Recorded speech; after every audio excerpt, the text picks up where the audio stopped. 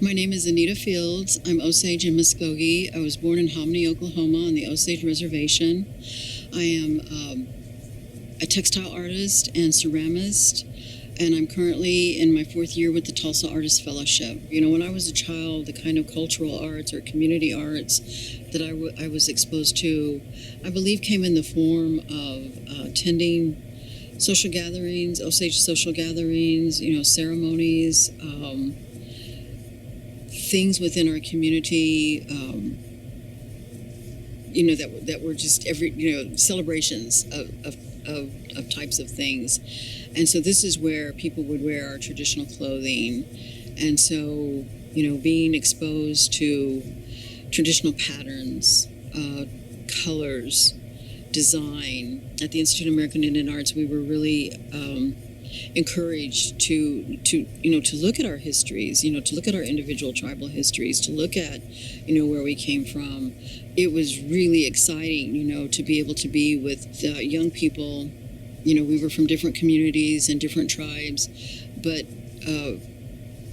moving along with each other in this journey of understanding, where you come from and how to start putting that together, in terms of expression, in terms of creativity, in terms of, making paintings, pottery, sewing, printmaking, photography, any of those mediums that were available to us. And experimentation was highly encouraged. This idea of abstract, really played a lot into my work at that time and still does. I mean, sometimes I'm very surprised that when I look at just the beginnings, of some of my work, how I'm still playing with those ideas. They still come up in terms of function and form. So I remember also I love to use ink in a lot of our drawings, still lives and pastels and the process of using different elements, within that, to create smear and, let things run and this kind of thing. And again, I still love ink. I use ink quite a bit, in the works that I do today. Well, it's in the exhibit now, but, during that time period, when I made those things, I was experimenting a lot with abstraction in terms of what was coming out of New York, in terms of what was happening in indigenous cultures and native cultures. My thought is this, that native cultures have always excelled in an area, if you want to use the term abstract expressionism, of taking ideas from our worldviews, from nature, from the ideas and the things that we are surrounded by that influence us, that give to us a way of thinking. Native cultures, native artists, the makers, in our communities, past, present, have excelled at that. So, in my thinking, abstract expressionism is not something that happened, in a non-Indigenous culture, that was created by artists of a specific community or movement, and I know we also know of artists who actually looked to Indigenous cultures, to be inspired and to feel their ideas in terms of abstract expressionism. Kind of what was happening around me too, at the school. People were experimenting a lot with abstract expressionism.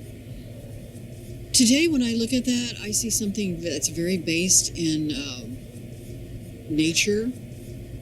That the idea is a very has a natural qualities to it, shapes and forms and patterns that you would find directly out of nature. I also think it's really interesting that the colors that I used in that wood block are colors that I'm still pretty attached to today, especially in terms of the clay wood block. I think we started out with linoleum, wood block, and again a progression, of techniques Yeah, and I remember having to figure out, how the layering of the different colors, that that would be a different block. I remember at the time taking inspiration, from nature and from rock formations. And I remember that I was always examining, formations in rocks, but also the structures of rocks and, fissures in rocks, and, where rocks have, pulled apart. And that I remember, being, looking closely at those kinds of things. I think in terms of what I was talking about, positive and negative, that is a thought that runs through ribbon work.